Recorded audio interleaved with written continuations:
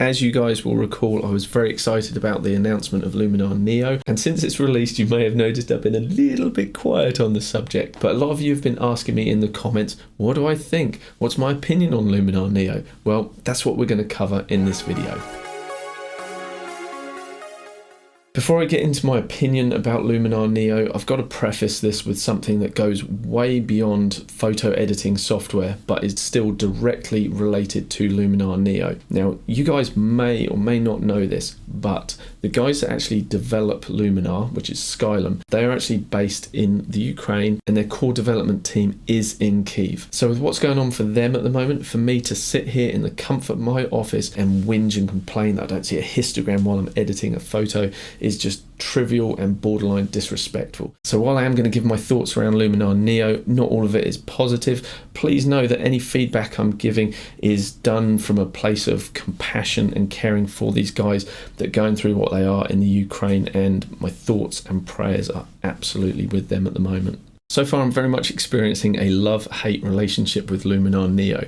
On one hand, there's fundamental aspects about that photo editing process inside of NEO that I'm really enjoying. In particular, the faster processing engine that we were promised, I feel that that's there, and I'm certainly noticing a speed improvement. But secondly, and probably the most important thing for me, is I'm really enjoying that multiple application of tools. But it really gets you thinking creatively about how the tools can be applied multiple times and where that is beneficial for you in the photo editing process. So yes, I'm getting a lot of enjoyment from the photo editing, and there is a lot of potential with Luminar NEO. However, there are also a lot of frustrations I have at this current moment in time. If the development of Luminar NEO follows that similar to Luminar AI, by the time you're watching this, who knows, maybe these issues will have been sorted out. But for now, March 2022, the time of recording, here's what's missing at the moment. Inside of Luminar NEO, just like Luminar AI, there are a plethora of really great tools at our disposal. However, there are some really fundamental tools that I think are missing. For example, the clone and stamp tool, that's a biggie, and that's not there. There's currently no histogram, and if like me you do architectural photography,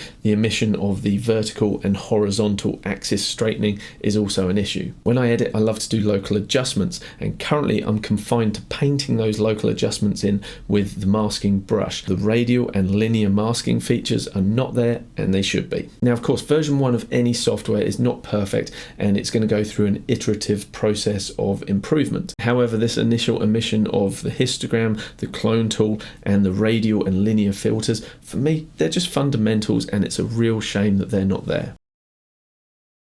So why did this happen?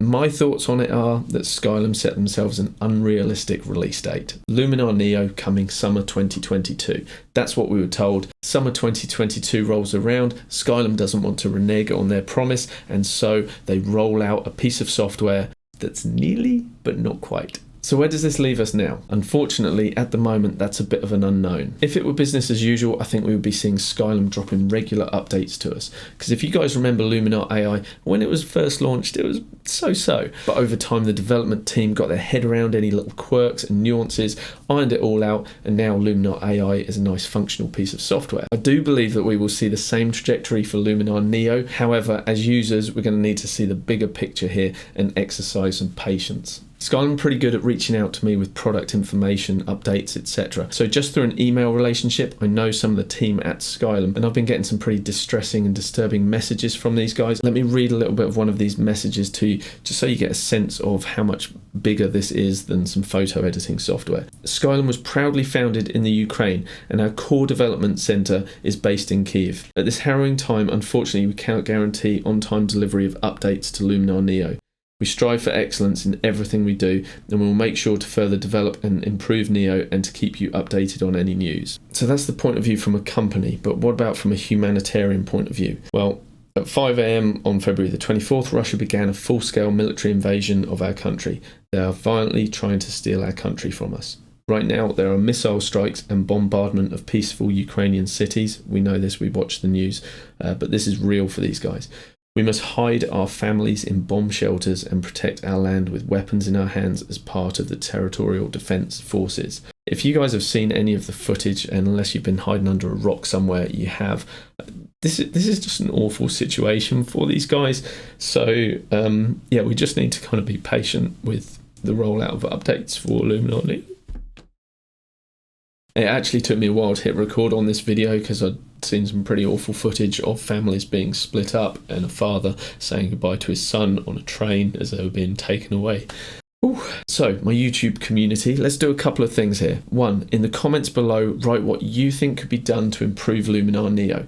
For me, there's a couple of simple things, such as being able to rename the layers and the edits, replacing the background from the blurred version of the photo that we're actually working on to just a neutral grey, and maybe adding luminosity masks like we had in Luminar 4. They're just some ideas from me, but what about you guys? What do you want to see in Luminar NEO that when the developers get out of this awful situation they're in, something that they can focus on and put into Luminar NEO? The second, more important thing is I would love to be able to email these guys in the Ukraine with some messages of love, hope and support. So do me a favour, write a message of support to these Ukrainians who are there desperately trying to defend their country, protect their families. Let them know that you care, let them know that you're thinking about them, and I will copy that and email it back to the guys at Skylum. It's a small thing, but it's something. Also, if you don't have it yet and you want to help these guys financially, purchasing Luminar NEO, link in the description below, that money will obviously be going to help those families, men and women that work for Skylum in the Ukraine. If you're still with me, thank you so much for watching, guys. I really appreciate it, and I will be sharing some more Luminar NEO photo editing tutorials with you guys very soon. I'll catch you in the next video. Thanks again.